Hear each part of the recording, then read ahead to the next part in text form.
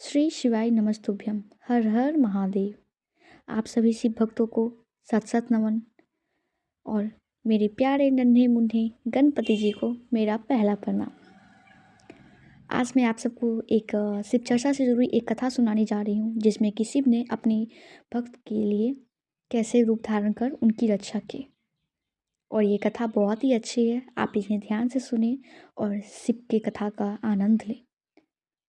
और ऐसे ही कथा यदि आप रोज़ सुनना चाहते हैं तो आप हमारे चैनल को लाइक और सब्सक्राइब करें और हाँ, बेल आइकन को ज़रूर से प्रेस करें, जिससे कि मेरी रोज़ की कथा आपके पास पहुंच सके और आप इस सब शिव कथा का आनंद ले सके।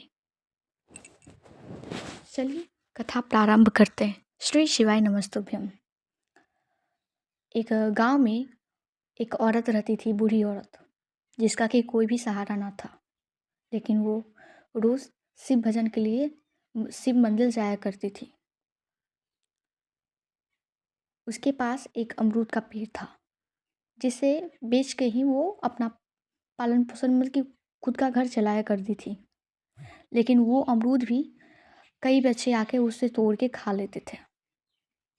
तो एक दिन बूढ़ी माता परेशान हो गई और वो बोली, यदि ऐसा ही चलता रहा तो मैं तो भूखी मर जाऊंगी। और यही सोच के वो शिव चर्चा करने के लिए नहीं गई। तो आपको तो पता ही है, जब भक्त शिव मंदिर नहीं जाते हैं तो शिव स्वयं आके भक्त के पास आते हैं। तो शिव जी अपना रूप बदलकर एक साधु का रूप धारण कर उनके द्वार पे आए। पूछते हैं, माँ आज आप शिव मंदिर क्यों नहीं गई? तो औरत बोलती है कि क्या करूँ बाबा, मेरा एक ही अमरूद का पेड़ ही सहारा है और इसे भी सारे बच्चे तोड़ तोड़ के खा जाते हैं।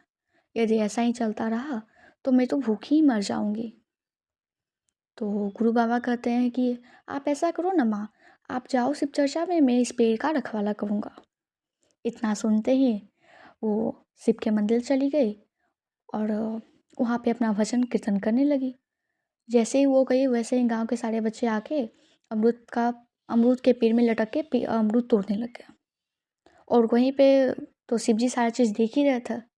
उन्होंने क्या किया कि कुछ क्षण के लिए सारे बच्चे को पेड़ में ही चिपका दिया। जैसे ही पेड़ में वो लोग चिपके, उधर से उसकी सारी माएँ दौड़ी दौड़ी आती है, क्या हुआ मेरे बच्चे को, क्या हुआ? और वो उस बूढ़ी औरत को गाली देने लगे कि और डाइन है, ये है वो, मिलके बहुत सारा नाम शराब बकने लगे। तो उधर से जब वो औरत आई शिव चर्चा करके, तो वो बोलती है कि हे गुरु बाबा, आप इन बच्चों को छोड़ दो। और आप कौन हो? ये बच्चे क्यों चिपक गए? तो शिव ने अपना रूप दिखाया और कहा कि आप माता टेंशन मत लो, अब आपको किसी भी चीज़ की दिक्कत नहीं होगी। और उन्होंने उनका घर धन्य धान्य और सब कुछ से भर दिया। जिसके बाद से वो रोज़ाना शिव मंदिर जाया करती थी बिना किसी फिक्र के।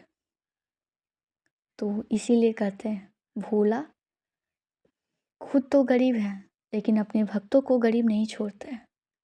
एक कहावत भी है इसके लिए कि खुद के लिए सबके लिए दानी बाबा खुद